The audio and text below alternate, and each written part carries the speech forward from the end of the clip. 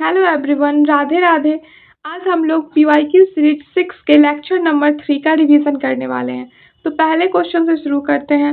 Pitt's India act के तहत governor general और काउंसिलिंग पर क्या प्रतिबंध लगाए गए थे? इसका आंसर है उन्हें बिना अनुमति के युद्ध की घोषणा करने या संधि मानने से मना किया गया था। पिट्स इंडिया एक्ट 1784 इसमें कंपनी के विभेदित वाणिज्य निदेशक मंडल तथा देखभाल और प्रशासनिक कार्य ने अलग कर दिया गया था। इसमें प्रशासनिक मामलों के प्रबंधन के लिए नियंत्रण बोर्ड बनाए गए थे। यहीं से दोहरे शासन प्रणाली की शुरुआत हुई थी। इसे हाफ लोप सिस्टम कहा जाता था क्योंकि इसका उद्देश्य संसद और कंपनी के निर्देशकों के बीच मध्यस्थता करना था। पहली बार भारत में कंपनी के क्षेत्रों को भारत में ब्रिटिश कब्जे ब्रिटिश रूल इन इंडिया कहा गया था। दोहरा नियंत्रण प्रणाली हाफ लोप सिस्टम, इसके अंतर्गत वाणिज्यिक कार्य इसे निर्देशक मंडल देखते थे और प्रशासनिक कार्य इसे ब्रिटिश संसद द्वारा देखा जाता था। पिट्स इंडिया एक्ट का नाम विलियम पिट द यंगर के नाम पर रखा गया था। नेक्स्ट क्वेश्चन, समेकित करने के लिए भारत में पहली बार विधि आयोग की स्थापना किस अधिनियम के तहत की गई थी? इसका है चार्टर अधिनियम 1833। विधि आयोग, इसके पहले अध्यक्ष थे थॉमस वेलिंगटन मैकाले। आजादी के बाद पहले अध्यक्ष बने थे MC सीतलवाल। वर्तमान में 23वें अध्यक्ष हैं दिनेश महेश्वरी। 1813 का चार्टर एक्ट, इसमें भारत में कंपनी के व्यापार एकाधिकार को समाप्त कर दिया गया और चीन के साथ चाय के व्यापार पर कंपनी के एकाधिकार को जारी रखा गया था। इसने भारत में कंपनी के क्षेत्रों पर ब्रिटिश ताज की संप्रभुता का दावा किया था। इसने ईसाई धर्म को बढ़ावा देने के लिए ईसाई मिशनरियों को भारत आने की अनुमति दी। इसने भारत की शिक्षा पर खर्च करने के लिए 1 लाख आवंटित किए गए थे। गवर्नर और राज्यपाल की कार्यकारी परिषद में एक विधि सदस्य को शामिल किया गया था। इसे भारत में स्थानीय सरकारों को व्यक्तियों पर कर लगाने और ऐसा न करने पर व्यक्तियों को दंडित करने का अधिकार दिया गया था। 1813 का चार्टर, इसे सेंट हेलेना अधिनियम कहा जाता है। इसमें बंगाल के गवर्नर जनरल को भारत का गवर्नर जनरल कहा गया था और बंगाल का अंतिम गवर्नर जनरल और भारत का प्रथम गवर्नर जनरल विलियम बेंटिक था। बम्बई और मद्रास के गवर्नर जनरल को उनकी विधायी शक्तियों से वंचित कर दिया गया था। इसे EIC ईस्ट इंडिया कंपनी की वाणिज्यिक संस्था के रूप में गतिविधियों को समाप्त कर दिया। यह विशुद्ध रूप से प्रशासनिक संस्था बन गई। चीन के साथ व्यापार पर भी एकाधिकार को समाप्त कर दिया गया।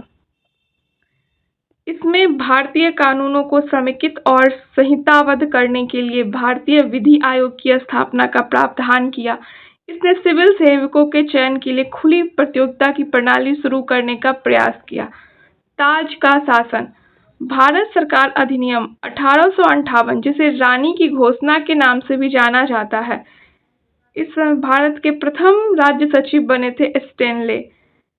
इसकी प्रमुख विशेषताएं थीं, इसने भारत में गवर्नर जनरल का पदनाम बदलकर भारत का वायसरॉय कर दिया, जहां लॉर्ड कैनिंग भारत के पहले वायसरॉय बने। इसने नियंत्रक बोर्ड और निर्देशक मंडल को समाप्त करके दोहरे सरकार की प्रणाली को समाप्त कर दिया। इसने भारत के लिए एक नया कार्यालय सचिव राज्य बनाया, जिसे भारत के प्रशासन पर पूर्ण अधिकार और नियंत्रण के साथ 15 सदस्यीय राज्य परिषद द्वारा सहायता प्रदान की गई। भारत परिषद अधिनियम 1861 भारतीयों को कानून बनाने की प्रक्रिया से जोड़ते हुए 1862 में वायसरॉय ने बनारस के राजा, पटियाला के राजा और सर दिनकर राव को विधान परिषद में मनोनीत किया। इसे विधायी शक्तियों को बहाल करके विकेंद्रीकरण की शुरुआत की और बम्बई और मद्रास प्रेसिडेंसी में इसने बंगाल, उत्तर पश्चिम प्रांत और पंजाब के लिए नई विधान परिषदों की स्थापना की भी प्रावधान किए। 1859 में कैनिंग द्वारा शुरू की गई पोर्टफोलियो प्रणाली को मान्यता दी। इसने वायसरॉय के आपातकाल के दौरान विधान परिषद की सहमति के बिना अध्यादेश जारी करने का अधिकार दिया। ऐसे अध्यादेश की अवधि 6 महीने की थी। नेक्स्ट क्वेश्चन, रेगुलेटिंग अधिनियम द्वारा स्थापित गवर्नर जनरल की परिषद में कितने सदस्य थे? इसका आंसर है 4। इसमें एक गवर्नर जनरल प्लस 4 अन्य सदस्य थे। नेक्स्ट क्वेश्चन पे आते हैं। राष्ट्रीय आपातकाल की घोषणा को प्रत्येक सदन द्वारा कितने महीने के भीतर अनुमोदित किया जाना चाहिए? इसका आंसर है 1 महीने। पहले 2 महीने के भीतर अनुमोदित किया जाता था, लेकिन 44वें संविधान संशोधन द्वारा इसे 1 महीना कर दिया गया और इसमें कैबिनेट शब्द को भी जोड़ा गया है। 38वां संशोधन 1975, इसके अनुसार आपातकाल को चुनौती नहीं दी जा सकती थी न्यायालय में। 44वां संशोधन, इसमें आपातकाल न्यायिक समीक्षा के अंतर्गत आ गया। भाग 18, जिसमें आर्टिकल 352 से 360 तक है, इसमें राष्ट्रीय आपातकाल दिया गया। इसे जर्मनी के संविधान से ग्रहण किया गया है। आपातकाल 3 प्रकार के होते हैं: राष्ट्रीय आपातकाल, राज्य आपातकाल और वित्तीय आपातकाल। राज्य आपातकाल में राष्ट्रपति शासन लगा जाता है। इसकी उद्घोषणा भारत शासन अधिनियम 1935 में की गई। अब तक कितनी बार राष्ट्रीय आपातकाल लग चुका है? तो 3 बार। सबसे पहला आपातकाल 1962 में लगा था, भारत चीन युद्ध के समय। उसमें प्रधानमंत्री थे पंडित जवाहरलाल नेहरू। दूसरा आपातकाल 1971 में लगा था, भारत पाकिस्तान युद्ध के समय। उस समय प्रधानमंत्री थी इंदिरा गांधी। तीसरा आपातकाल 1975 में लगा था, आंतरिक अशांति के कारण। इस समय प्रधानमंत्री इंदिरा गांधी थे और उस समय राष्ट्रपति फखरुद्दीन अली अहमद थे। राष्ट्रीय आपातकाल की उद्घोषणा करने का आधार क्या क्या हो सकता है? तो इसके 3 आधार हैं: युद्ध, बाह्य आक्रमण और सशस्त्र विद्रोह। सशस्त्र विद्रोह शब्द 44वें संविधान संशोधन द्वारा जोड़ा गया था। इससे पहले आंतरिक विद्रोह या अशांति था। मूल अधिकारों पर प्रभाव। आपातकाल लागू होने से मूल अधिकारों पर क्या प्रभाव पड़ता है? अनुच्छेद 358, इसमें कहा गया है कि अनुच्छेद 19 द्वारा किए गए मूल अधिकारों के निलंबन से संबंधित है। अनुच्छेद 19 द्वारा प्रदत्त 6 मूल अधिकारों को युद्ध अथवा बाह्य आक्रमण के आधार पर घोषित आपातकाल में ही निलंबित किया जा सकता है। अनुच्छेद 359 एवं अन्य मूल अधिकारों के निलंबन से संबंधित है। अनुच्छेद 20 और 21 कभी भी निलंबित नहीं होते हैं। नेक्स्ट है लोकसभा तथा विधानसभा के कार्यकाल पर प्रभाव। इसे एक बार में 1 वर्ष के लिए बढ़ाया जा सकता है, लेकिन आपातकाल लागू होने के बाद यह विस्तार 6 महीने की अवधि से अधिक जारी नहीं रह सकता है। राष्ट्रपति शासन अनुमोदन, इसे जारी होने के तारीख से 2 महीने के भीतर संसद के दोनों सदनों द्वारा साधारण बहुमत से अनुमोदित किया जाना चाहिए। मंजूरी मिलने पर यह 6 महीने तक जारी रहता है और अधिकतम 3 साल की अवधि के लिए बढ़ाया जा सकता है। निरसन मतलब खत्म करना। संसद की मंजूरी की आवश्यकता के बिना राष्ट्रपति द्वारा आपातकाल किसी भी समय रद्द किया जा सकता है, लेकिन यदि लोकसभा केवल साधारण बहुमत से आपातकाल को समाप्त करने का प्रस्ताव पारित करती है, तो इस स्थिति में राष्ट्रीय आपातकाल रद्द करना होगा। आपातकाल के दौरान संसद को राज्य सूची में उल्लेखित किसी भी विषय पर कानून बनाने का अधिकार होता है। आपातकाल समाप्त होने के 6 महीने बाद ये कानून निष्क्रिय हो जाते हैं। नेक्स्ट क्वेश्चन है सत्य कथन चुने। 6ठी अनुसूची नागालैंड और अरुणाचल प्रदेश पर लागू है। यह स्वायत्त जिला परिषदों को निर्दिष्ट विषयों पर कानून बनाने का अधिकार देती है। यहाँ पे केवल 2 सही है। हम लोग अनुसूची देख लेते हैं। अनुसूची 1, इसमें राज्यों और केंद्र शासित प्रदेशों के नाम और उनके सीमा का विवरण है। अनुसूची 2, इसमें राष्ट्रपति, राज्यों के राज्यपाल, लोकसभा और राज्यसभा के अध्यक्ष और उपाध्यक्ष, सर्वोच्च न्यायालय और उच्च न्यायालय के न्यायाधीशों की विशेष शक्तियों और वेतन का विवरण है।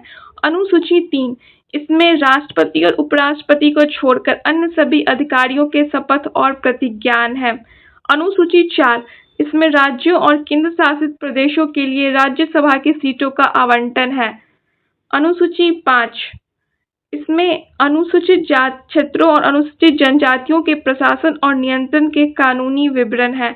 अनुसूची 6, इसमें असम, मेघालय, त्रिपुरा और मिजोरम राज्यों के जनजातीय क्षेत्रों के प्रशासन और नियंत्रण कानून का विवरण है। इसकी ट्रिक है याद करना, एटीएम में मनी नहीं है। मतलब ए से असम, टी से त्रिपुरा, एम से मिजोरम और मेघालय। मनी मतलब मणिपुर इसमें नहीं है।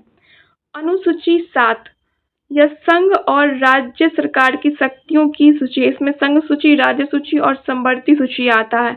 अनुसूची 8, इसमें आधिकारिक भाषाएं हैं जो मूल रूप से 14 थी, वर्तमान में 22 भाषाएं हैं। अनुसूची 9, कुछ अधिनियमों और विनियमों का सत्यापन। इसे प्रथम संविधान संशोधन 1951 द्वारा जोड़ा गया था। अनुसूची 10, इसमें दल बदल के आधार पर सांसदों और विधायकों की अयोग्यता का वर्णन है। इसे 52वें संविधान संशोधन द्वारा 1985 में जोड़ा गया था। अनुसूची 11, इसमें पंचायतों की जिम्मेदारी और शक्तियों का वर्णन। इसे 73वें संविधान संशोधन 1992 द्वारा जोड़ा गया था। नगर पालिकाओं की जिम्मेदारियां और शक्तियां, ये 12वीं अनुसूची में आता है। इसे 74वें संविधान संशोधन 1992 द्वारा जोड़ा गया था। जनजातीय सलाहकार परिषद समावेशी शासन सुनिश्चित करने के लिए और आदिवासी समुदाय के संरक्षण में महत्वपूर्ण भूमिका निभाती है। 5वीं अनुसूची में वर्णित राज्य, इसमें आंध्र प्रदेश, तेलंगाना, छत्तीसगढ़, ओडिशा, गुजरात, राजस्थान, महाराष्ट्र, मध्य प्रदेश और हिमाचल प्रदेश तथा झारखंड शामिल है। नेक्स्ट क्वेश्चन है, फिट्स इंडिया एक्ट 1784 द्वारा निर्देशक मंडल के संबंध में प्रमुख प्रावधान क्या थे? तो इसने इन्हें नागरिक सैन्य मामलों में ब्रिटिश सरकार के प्रति जवाबदेह बना दिया था। नेक्स्ट क्वेश्चन, निम्नलिखित न्यायिक घटनाओं के कालानुक्रम में व्यवस्थित करें। सबसे पहले है बेरुबारी यूनियन मामला, उसके केशवानंद भारती मामला और SI बोमई मामला। बेरुबारी केस, बेरुबारी जो कि एक क्षेत्र है पश्चिम बंगाल का, नेहरू नून समझौते के तहत बेरुबारी क्षेत्र का विभाजन किया गया था भारत और बांग्लादेश के बीच। तो इस पे सुप्रीम कोर्ट ने कहा था अपने निर्देशक सलाहकार क्षेत्राधिकार तक अनुच्छेद 2 के तहत राज्य क्षेत्र का ग्रहण कर सकते हैं, लेकिन त्यागने के लिए अमेंडमेंट करना पड़ेगा। बेरुबारी मामले में ही ये बात हुआ था कि प्रस्तावना संविधान का हिस्सा नहीं है। भारत और बांग्लादेश के बीच भूमि समझौता 100वां संविधान संशोधन से जुड़ा है। मामला बेरुबारी संघ मामला जो कि 1960 में हुआ था। इसका मुख्य मुद्दा था, क्या भारत अपनी भूमि किसी और देश को दे सकता है? सर्वोच्च न्यायालय ने कहा कि भारतीय क्षेत्र को देने के लिए संविधान संशोधन जो अनुच्छेद 368 के तहत होता है की आवश्यकता है, केवल कार्यपालिका साधारण बहुमत से इसे नहीं कर सकती है। दूसरा है केशवानंद भारती मामला 1960। इसमें संसद की संशोधन शक्ति की सीमा क्या है, इसके बारे में बात किया गया। यहीं से मूल ढांचे का सिद्धांत भी आया। SI बोमई मामला 1994, इसमें अनुच्छेद 356 के दुरुपयोग के बारे में है। न्यायालय ने कहा कि राष्ट्रपति शासन न्यायिक समीक्षा के अधीन है और उसका मनमाने तरीके से उपयोग नहीं किया जा सकता है। नेक्स्ट क्वेश्चन पे आते हैं, भारतीय संविधान की प्रस्तावना में बताए गए मूल्यों का सही क्रम पहले से आखिरी तक क्या है? तो यह न्याय, स्वतंत्रता, समानता और बंधुता। प्रस्तावना यह संविधान का सार है। संविधान का पहचान पत्र प्रस्तावना को NA पालखीवाला ने कहा था। संविधान की राजनीतिक कुंडली, ऐसा KM मुंशी ने कहा था। आभूषण समूह, पंडित ठाकुर दास। उद्देश्य प्रस्तावना का संशोधित संस्करण जवाहरलाल नेहरू के द्वारा लाया गया था। सबसे पहले उद्देश्य प्रस्ताव 13 दिसंबर 1946 को प्रस्तुत किया गया था। इसे 22 जनवरी 1947 को अपनाया गया था। भारत के लोग, यह भारतीय संविधान के अधिकार का स्रोत है। संप्रभुता, इसके अंतर्गत समस्त निर्णय लेने की स्वतंत्रता, कोई बाहरी आंतरिक दबाव को मानने के लिए बाध्य नहीं। गणराज्य, इसका अर्थ होता है राज्याध्यक्ष का जनता द्वारा प्रत्यक्ष निर्वाचन। समाजवादी, इसका अर्थ है निजी स्वामित्व या नियंत्रण के बजाय सार्वजनिक स्वामित्व की वकालत करना। धर्मनिरपेक्षता, किसी भी धर्म को मानने की स्वतंत्रता। संविधान के उद्देश्य। न्याय। 3 प्रकार के न्याय है, सामाजिक, आर्थिक और राजनीतिक न्याय। स्वतंत्रता। यह 5 प्रकार की है, विचार, व्यक्ति, विश्वास, धर्म और उपासना की स्वतंत्रता। समानता। यह 2 प्रकार की है, प्रतिष्ठा और अवसर की समानता। और चौथा है बंधुत्व। स्वतंत्रता और समानता। स्वतंत्रता, समानता, बंधुत्व। यह फ्रांस से ग्रहण किया गया था। संविधान अपनाया गया था 26 नवंबर 1949 को। बेरुवारी संघ मामला, जो कि 1960 में हुआ था, इसने कहा था कि प्रस्तावना संविधान का हिस्सा नहीं है, इसलिए इसे संशोधित नहीं किया जा सकता है। केशवानंद भारती मामला, प्रस्तावना संविधान का हिस्सा है और संशोधित किया जा सकता है। इसके बाद ही 42वें संविधान संशोधन द्वारा अखंडता, समाजवादी और धर्मनिरपेक्षता शब्द जोड़ा गया था। नेक्स्ट क्वेश्चन पे आते हैं। भारतीय सरकार अधिनियम 1919 के संबंध में सत्य कथन और उसका संवैधानिक निहितार्थ। द्विसदनीय व्यवस्था का निर्माण पहली बार केंद्रीय स्तर पर 2 सदनों की शुरुआत की गई थी। भारत सरकार अधिनियम 1919। इस अधिनियम को मॉन्टेग्यू चेम्सफोर्ड सुधार के नाम से भी जाना जाता था। इसकी प्रमुख विशेषताएं हैं। प्रशासन के सभी विषयों को 2 श्रेणियों में वर्गीकृत किया गया, केंद्रीय विषय और प्रांतीय विषय। इसे आगे के 2 भागों में विभाजित किया गया था, जिसे हस्तांतरित विषय और आरक्षित विषय थे। हस्तांतरित विषय इसे गवर्नर जनरल उत्तरदायी नहीं था, आरक्षित विषय के लिए गवर्नर जनरल उत्तरदायी था। इसके तहत द्विशासन को प्रांतों में लागू किया गया। हस्तांतरित विषयों के अंतर्गत आते थे सार्वजनिक स्वास्थ्य, शिक्षा, स्थानीय स्वशासन, कृषि आदि। और आरक्षित विषय में थे पुलिस, न्याय प्रशासन, कारागार, भू राजस्व, वित्त आदि। इसने देश में पहली बार द्विसदनीय प्रणाली और प्रत्यक्ष चुनाव की शुरुआत की, जिससे एक उच्च सदन और एक निचला सदन शामिल था। इसके अनुसार वायसराय की कार्यकारी परिषद में 6 सदस्यों में से 3 भारतीय होने चाहिए। इसने लंदन में भारत के लिए उच्चायुक्त का एक नया कार्यालय बनाया और कुछ कार्यों को उसे हस्तांतरित किया। सिविल सेवकों की भर्ती के लिए 1926 में केंद्रीय लोक सेवा आयोग की स्थापना की गई। इसने प्रांतीय बजट को केंद्रीय बजट से अलग कर दिया। इसने सिखों, भारतीय ईसाइयों, एंग्लो इंडियन और यूरोपीय लोगों के लिए पृथक निर्वाचन प्रणाली का विस्तार किया। भारत परिषद अधिनियम 1919। इस अधिनियम को मार्ले मिंटो सुधार के नाम से जाना जाता था। इसने वायसराय और गवर्नर की कार्यकारी परिषद के साथ भारतीयों के जुड़ाव का प्रावधान किया। सत्येंद्र प्रसाद सिन्हा इसमें शामिल होने वाले पहले भारतीय थे और बाद में उन्हें विधि सदस्य के रूप में नियुक्त किया गया। इसने मुस्लिमों के लिए पृथक निर्वाचन, सांप्रदायिक प्रतिनिधित्व प्रणाली की शुरुआत की। मुस्लिम समुदाय का चुनाव मुसलमान मतदाताओं द्वारा किया जाता था। मार्ले मिंटो सांप्रदायिक निर्वाचन के जनक। भारत सरकार अधिनियम 1935 1 अप्रैल 1937 को लागू किया गया था। इसने प्रांतों में द्वैध शासन को समाप्त कर दिया और केंद्र में द्वैध शासन लागू किया। इसने अखिल भारतीय संघ की स्थापना का प्रावधान किया, जिसमें प्रांत और रियायतें इकाइयों के रूप में शामिल थीं। इसने 11 में से 6 प्रांतों में द्विसदनीय व्यवस्था लागू की। इस प्रकार बंगाल, बॉम्बे, मद्रास, बिहार, असम और संयुक्त प्रांत की विधानसभाओं को द्विसदनीय बना दिया गया, जिसमें एक विधान परिषद और एक विधानसभा शामिल थी। इसने अनुसूचित जाति और महिलाओं और मजदूरों के लिए कुछ सीटें आरक्षित की। इसने वयस्क मताधिकार को बढ़ा दिया। कुल जनसंख्या का केवल 14% को ही वोट देने का अधिकार था। इसी के तहत भारतीय रिजर्व बैंक की स्थापना हुई। संघीय लोक सेवा आयोग, प्रांतीय लोक सेवा आयोग और संयुक्त लोक सेवा आयोग बनाए गए। संघीय न्यायालय की स्थापना 1937 में हुई थी। नेक्स्ट क्वेश्चन पे आते हैं। भारत में राज्यों को उधार लेने की शक्ति के संबंध में सही कथन क्या है? यदि किसी राज्य पर केंद्र का कोई ऋण बकाया है तो उसे आंतरिक उधार लेने के लिए केंद्र की सहमति की आवश्यकता होगी। दूसरा कथन है, कोई भी राज्य केंद्र सरकार की पूर्ण स्वीकृति के बिना विदेशी स्रोतों से ऋण नहीं ले सकता। यहाँ पे 1 और 2 दोनों सही है। कथन 1 जो अनुच्छेद 293(3) के अंतर्गत आते हैं।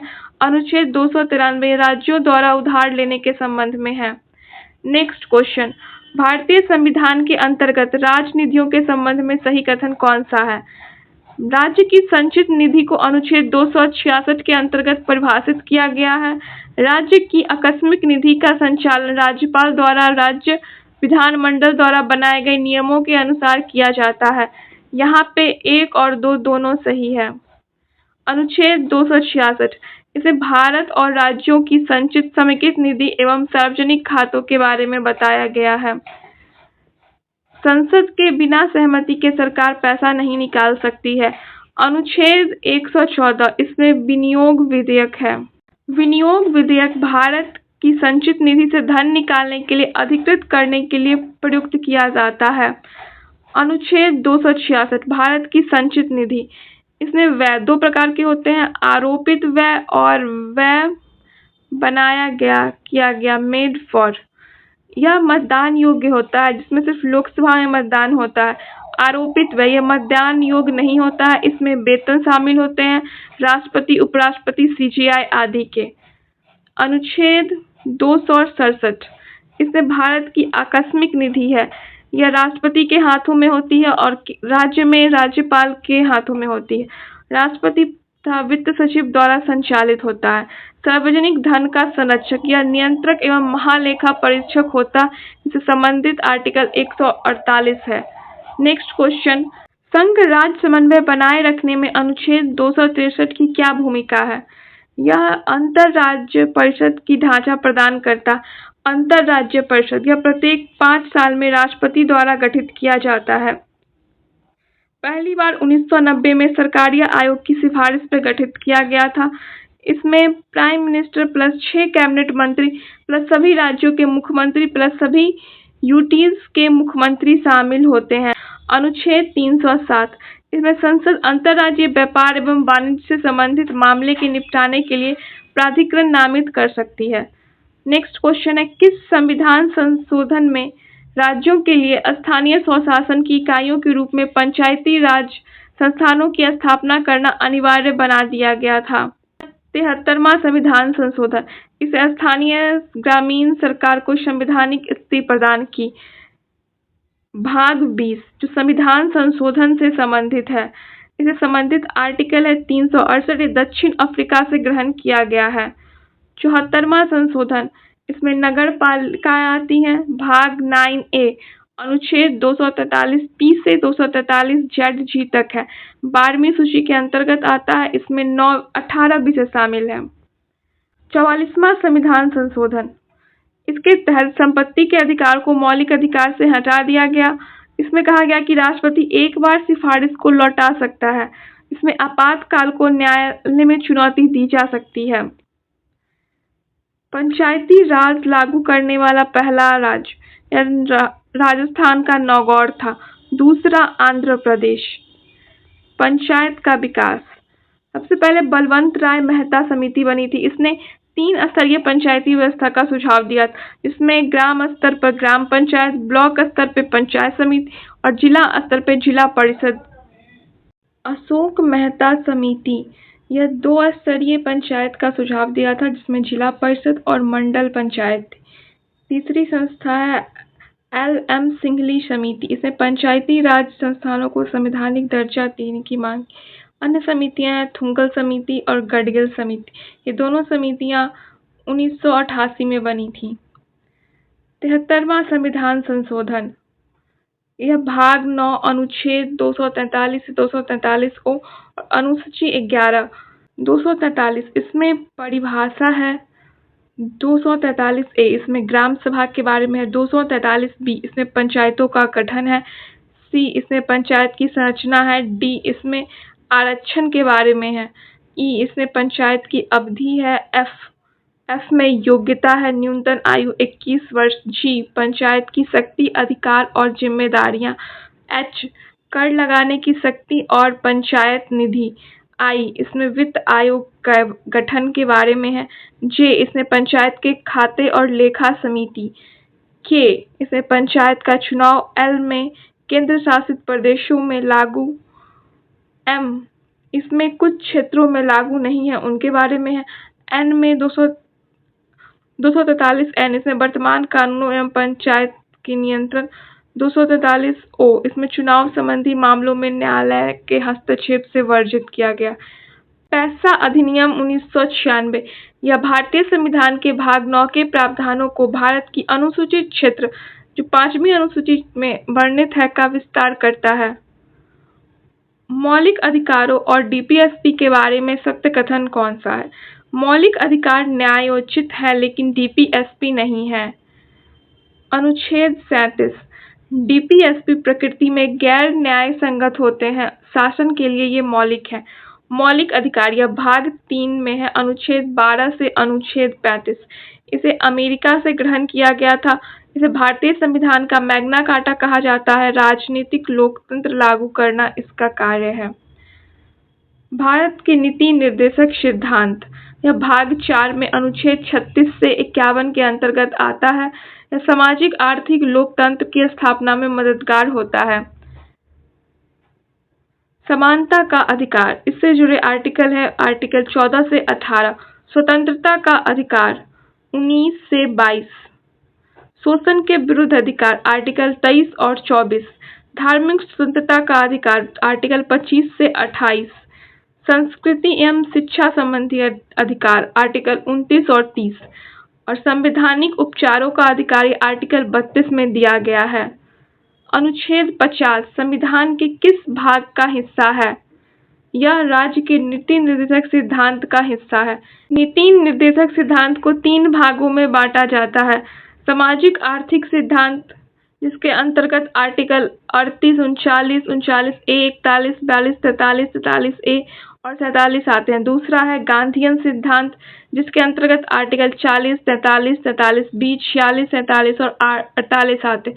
और तीसरा है उदारवादी सिद्धांत जिसके अंतर्गत आर्टिकल 44, 45, 48, 48A, 49 और 50 आते हैं। आर्टिकल 44 इसमें बोला गया है समान नागरिक संहिता के बारे में। आर्टिकल 45 यह प्रारंभिक बचपन देखभाल और शिक्षा का अधिकार। आर्टिकल 48 कृषि और पशुपालन से संबंधित है। 48A इसमें पर्यावरण वन और वन्य जीव संरक्षण के बारे में। अनुच्छेद 49 इसमें स्मारक राष्ट्रीय धरोहरों का संरक्षण। 50 इसमें न्यायपालिका और कार्यपालिका से अलग करना। अनुच्छेद 51 इसमें अंतर्राष्ट्रीय शांति और सुरक्षा को बढ़ावा देना। नेक्स्ट क्वेश्चन पे आते हैं। राष्ट्रपति का चुनाव एक निर्वाचन मंडल द्वारा किया जाता है जबकि राज्यपाल का चुनाव डैश द्वारा होता है। तो राज्यपाल का चुनाव नहीं होता है, इसे राष्ट्रपति के द्वारा नियुक्त किया जाता है। अनुच्छेद 54 इसमें राष्ट्रपति का निर्वाचन एक निर्वाचन मंडल द्वारा होता है जिसमें निर्वाचित एमपी और एमएलए दोनों शामिल होते हैं। इसे मनोनीत सदस्य भाग नहीं लेते हैं तथा दिल्ली पांडुचेरी के निर्वाचित सदस्य भी इसमें शामिल होते हैं। यह 70वें संविधान संशोधन 1992 से जोड़ा गया था। अनुच्छेद 55 इसमें राष्ट्रपति के निर्वाचन की पद्धति दी गई है। राष्ट्रपति का निर्वाचन अप्रत्यक्ष निर्वाचन है। इसमें अनुपातिक प्रतिनिधित्व प्रणाली द्वारा होता है। इसमें एकल संक्रमणीय मत पद्धति है। यह गुप्त रीति है। राष्ट्रपति के चुनाव में खड़े होने के लिए 50 प्रस्तावक और 50 अनुमोदक की आवश्यकता होती है। अनुच्छेद 61 यह राष्ट्रपति पर महाभियोग। संविधान का उल्लंघन करने के लिए राष्ट्रपति पर महाभियोग लाया जा सकता है। महाभियोग किस प्रकार लाया जाता है? पहले प्रस्ताव आता है जिसे 14 दिन पहले राष्ट्रपति को सूचित किया जाता है। इसे लोकसभा या राज्यसभा किसी भी सदन में लाया जा सकता है। उसके बाद सदन के कुल सदस्यों की संख्या के 1/4 सदस्यों के हस्ताक्षर करने होते हैं। उसके बाद विशिष्ट बहुमत कुल सदस्यों की संख्या के 2/3 सदस्यों द्वारा हस्ताक्षर करने होते हैं। इसके बाद यह विधेयक दूसरे सदन में भी विशिष्ट बहुमत से पास कराना होता है। इसके बाद उसी तिथि को राष्ट्रपति को अपने पद से हटना होगा। नेक्स्ट क्वेश्चन, संविधान का कौन सा अनुच्छेद संवैधानिक उपचारों का अधिकार प्रदान करता है और यह मौलिक अधिकारों से कैसे जुड़ा है? इसका आंसर होगा अनुच्छेद 32। इसे संविधान का हृदय और आत्मा कहा जाता है। एडीएम जबलपुर मामला यह बंदी प्रत्यक्षीकरण से जुड़ा हुआ है। भारतीय संविधान का अनुच्छेद 32 और 226 इसके तहत सर्वोच्च न्यायालय और उच्च न्यायालय द्वारा 5 तरह की रिट जारी की जाती है। पहला रिट है बंदी प्रत्यक्षीकरण, सशरीर न्यायालय के समक्ष प्रस्तुत करना। यह गैर कानूनी नजरबंदी के विरुद्ध व्यक्तिगत स्वतंत्रता सुनिश्चित करता है। दूसरा है परमादेश, हम आदेश देते हैं। किसी सार्वजनिक अधिकारी या प्राधिकारी के किसी कर्तव्य निभाने का आदेश देता है जिसे वे पूरा करने में विफल होते हैं। इसे किसी निजी व्यक्ति, राष्ट्रपति, राज्यपाल या जब कर्तव्य अनिवार्य न हो के विरुद्ध जारी किया जा सकता है। तीसरा है निषेध, किसी उच्च न्यायालय द्वारा निचली अदालत को उसके अधिकार क्षेत्र का अतिक्रमण करने से रोकने के लिए जारी किया जाता है। चौथा है उत्प्रेषण, प्रमाणित किया जाना, निचली अदालत में लंबित मामले को अपने पास स्थानांतरित करने के लिए उच्च न्यायालय द्वारा जारी किया जाता है। पांचवा है अधिकार प्रेक्षक, किस अधिकार से, किसी व्यक्ति को सार्वजनिक पद धारण करने के अधिकार की चुनौती देता है। सर्वोच्च न्यायालय और उच्च न्यायालय के रिट में अंतर। सर्वोच्च न्यायालय अनुच्छेद 32 के तहत जारी करता है, उच्च न्यायालय अनुच्छेद 226 के तहत जारी करता है। सर्वोच्च न्यायालय रिट जारी करने से इनकार नहीं कर सकता है, लेकिन उच्च न्यायालय रिट जारी करने से इनकार कर सकता है। सर्वोच्च न्यायालय केवल मौलिक अधिकारों के उल्लंघन के खिलाफ ही रिट जारी कर सकता है, जबकि उच्च न्यायालय मौलिक अधिकार प्लस कानूनी अधिकारों का उल्लंघन करने पर भी रिट जारी कर सकता है। सर्वोच्च न्यायालय का क्षेत्राधिकार संपूर्ण भारत क्षेत्र है, जबकि उच्च न्यायालय जिस राज्य का है उस पूरे राज्य में रिट जारी कर सकता है। नेक्स्ट क्वेश्चन है, भारत में राष्ट्रपति चुनाव लड़ने के लिए न्यूनतम आयु क्या है? 35 वर्ष। यह उपराष्ट्रपति और राज्यपाल बनने की भी न्यूनतम आयु है। लोकसभा सदस्य बनने की न्यूनतम आयु 25 वर्ष है। राज्यसभा के सदस्य बनने की न्यूनतम आयु 30 वर्ष है और पंचायत के सदस्य बनने की न्यूनतम आयु 21 वर्ष है। राष्ट्रपति से संबंधित प्रावधान। अनुच्छेद 52 इसमें कहा गया है भारत के राष्ट्रपति होंगे। 53 इसमें संघ की कार्यपालिका शक्ति के बारे में। 54 राष्ट्रपति का निर्वाचन। अनुच्छेद 55 इसमें निर्वाचन की रीति दी गई है। अनुच्छेद 56 राष्ट्रपति की पदावधि दी गई है। अनुच्छेद 57 इसमें पुनर्निर्वाचन के लिए पात्रता। अनुच्छेद 58 इसमें राष्ट्रपति निर्वाचित होने के लिए योग्यताएं। अनुच्छेद 59 इसमें राष्ट्रपति के पद के लिए शर्तें दी गई हैं। अनुच्छेद 60 इसमें राष्ट्रपति के शपथ। अनुच्छेद 61 इसमें राष्ट्रपति पर महाभियोग चलाने की प्रक्रिया। अनुच्छेद 62 इसमें राष्ट्रपति पद के रिक्ति को भरने के लिए निर्वाचन का समय दिया गया है। नेक्स्ट क्वेश्चन, कौन सा अनुच्छेद केंद्र की कार्यपालिका शक्ति की सीमा से संबंधित है, जो प्रशासन में केंद्र सरकार के अधिकार के दायरे और सीमा को परिभाषित करता है? इसका आंसर है अनुच्छेद 73। प्रधानमंत्री सरकार का मुखिया होता है और राष्ट्रपति देश का मुखिया होता है, जो नाम मात्र का मुखिया है। अनुच्छेद 73 यह संघ की कार्यपालिका शक्ति की सीमा बताता है। यह उन विषयों तक लागू होती है जिन पर संसद कानून बना सकती है। अनुच्छेद 74 यह प्रावधान करता है कि प्रधानमंत्री की अध्यक्षता में मंत्रिपरिषद राष्ट्रपति को सलाह देती है और राष्ट्रपति उसी के अनुसार कार्य करते हैं। अनुच्छेद 75 यह मंत्रियों की नियुक्ति, कार्यकाल, जिम्मेदारी और वेतन से संबंधित है। मंत्री लोकसभा के प्रति सामूहिक रूप से उत्तरदायी होते हैं। अनुच्छेद 77 यह भारत सरकार के कार्य संचालन से संबंधित है। सभी कार्य राष्ट्रपति के नाम पर किए जाएंगे।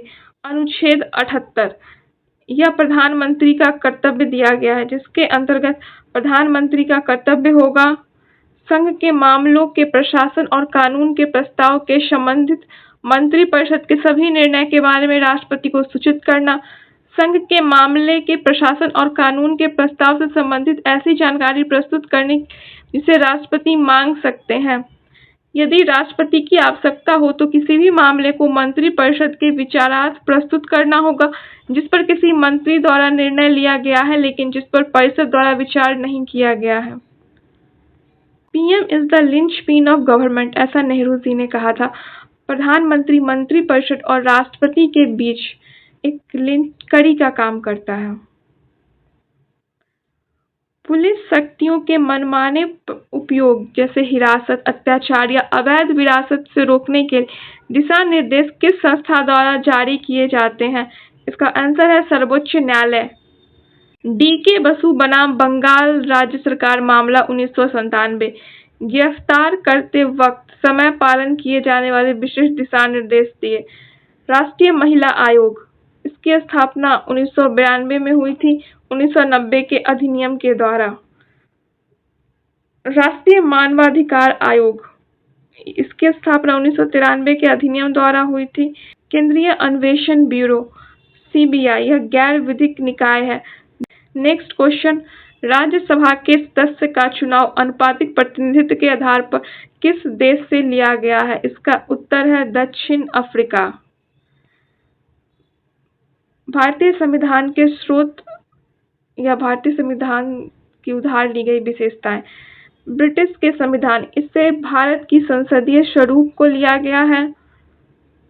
द्विसदनात्मक और कैबिनेट प्रणाली, संसदीय विशेषता, विधि का शासन, विधायी प्रक्रिया, एकल नागरिकता और प्रसाद प्रयत्न का सिद्धांत। भारत सरकार अधिनियम, यहाँ से राज्यपाल का पद, संघीय तंत्र, प्रशासनिक विवरण, न्यायपालिका, लोक सेवा आयोग और आपातकालीन प्रावधान लिए गए हैं। अमेरिका के संविधान से मौलिक अधिकार, उपराष्ट्रपति का पद, राष्ट्रपति पर महाभियोग, न्यायिक समीक्षा और सुप्रीम कोर्ट और हाई कोर्ट के न्यायाधीशों को पद से हटाना लिया गया है। ऑस्ट्रेलिया के संविधान से समवर्ती सूची, संसद की संयुक्त बैठक, देश के भीतर व्यापार और वाणिज्य की स्वतंत्रता ली गई है। आयरलैंड का सिद्धांत, इससे DPSP लिया गया है। भारत के राष्ट्रपति के चुनाव की प्रक्रिया और राज्यसभा के सदस्यों का नामांकन लिया गया है। फ्रांस के संविधान से गणतंत्र की व्यवस्था, समानता, स्वतंत्रता और बंधुता के सिद्धांत को लिया गया है। जापान के संविधान से विधि द्वारा स्थापित प्रक्रिया को लिया गया है। वाइमर जर्मनी के सिद्धांत से आपातकाल के दौरान मौलिक अधिकारों का निलंबन। दक्षिण अफ्रीका, संविधान संशोधन की प्रक्रिया।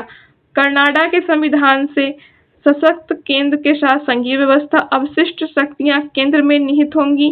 केंद्र द्वारा राज्यों के राज्यपाल की नियुक्ति और सुप्रीम कोर्ट का सलाहकार क्षेत्राधिकार लिया गया है।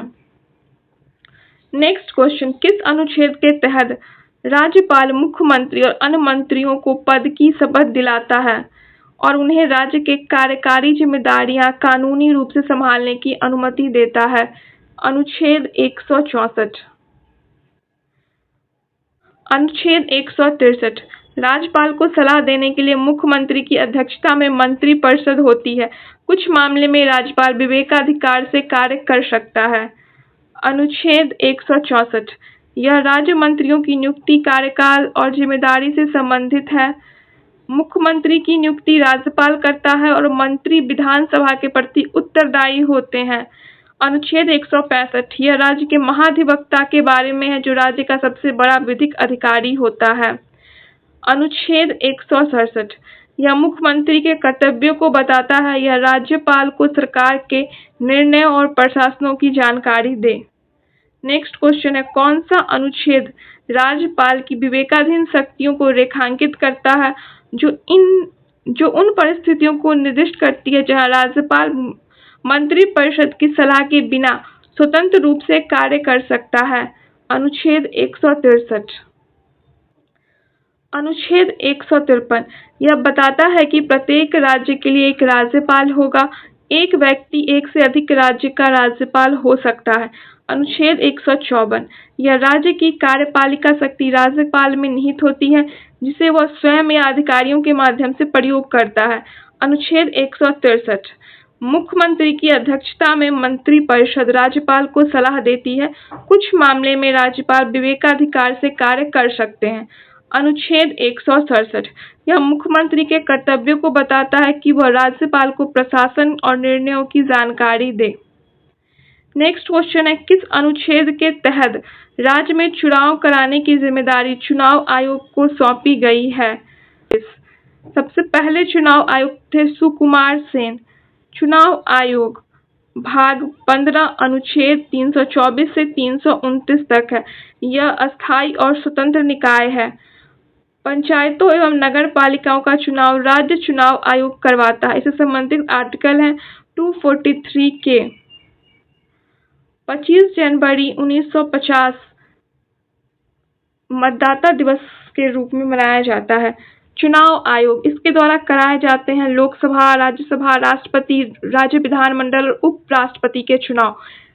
चुनाव आयोग की संरचना: मुख्य चुनाव आयुक्त प्लस 2 अन्य चुनाव आयुक्त।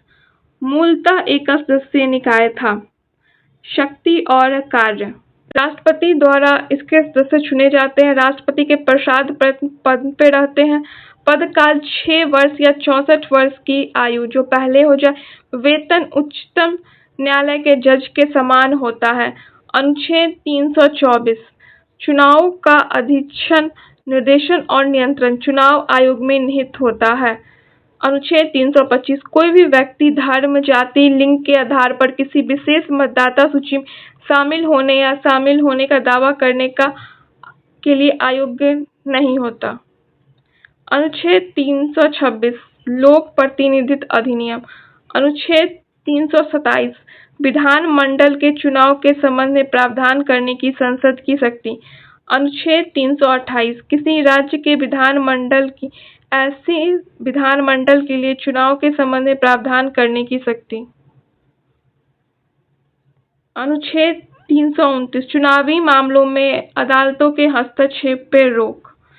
61वां संविधान संशोधन 1988 मतदान की उम्र को घटाकर 21 साल से 18 साल कर दिया गया था और 1989 में चुनाव आयोग एक बहुसदस्यीय संस्था बन गई थी। चुनाव आयोग के अध्यक्ष को हटाने की प्रक्रिया उच्चतम न्यायालय के न्यायाधीश के भांति होती है। नेक्स्ट क्वेश्चन, भारतीय संविधान न्याय शास्त्र में स्वर्णिम त्रिभुज से तात्पर्य है। इसके अंतर्गत अनुच्छेद 14, 19 और 21 आते हैं। स्वर्णिम त्रिभुज यह मेनका गांधी मामला से संबंधित है।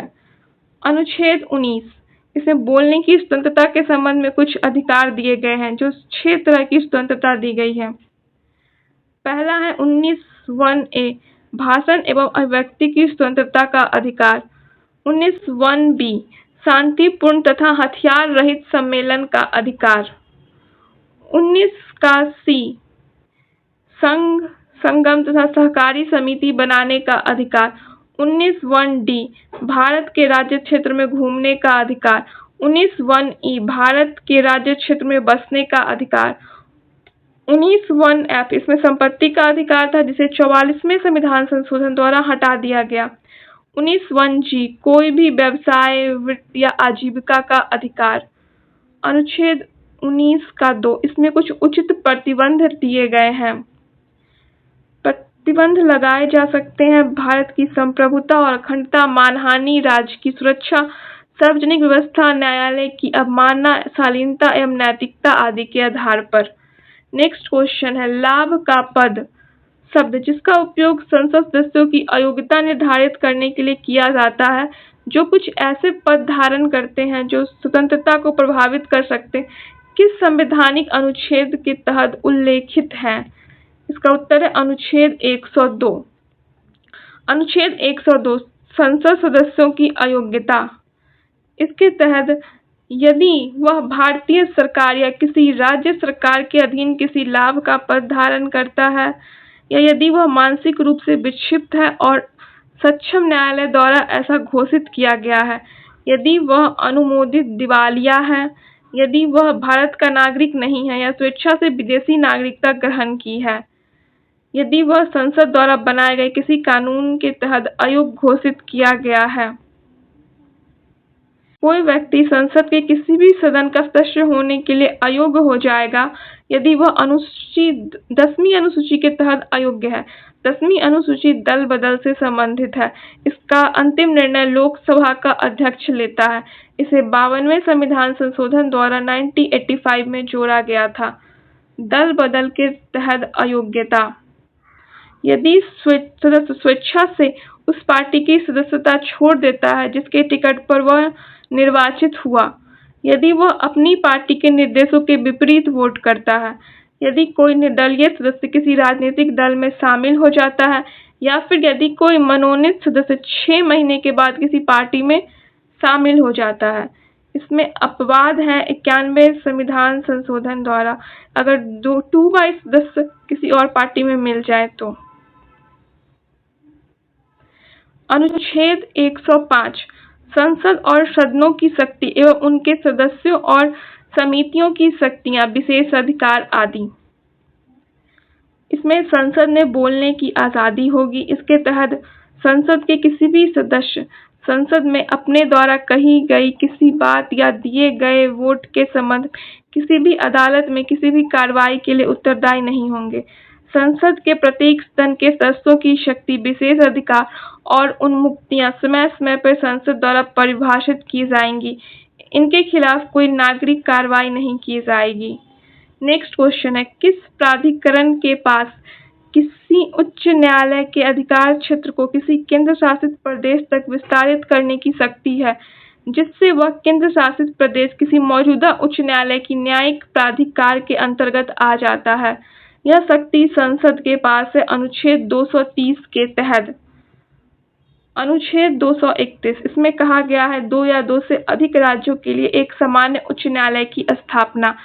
नेक्स्ट क्वेश्चन, भारतीय संविधान का कौन सा अनुच्छेद नागालैंड के लिए धार्मिक या सामाजिक रीति रिवाजों, पारंपरिक कानून और जमीन एवं संसाधनों के बारे में खास नियम देता है?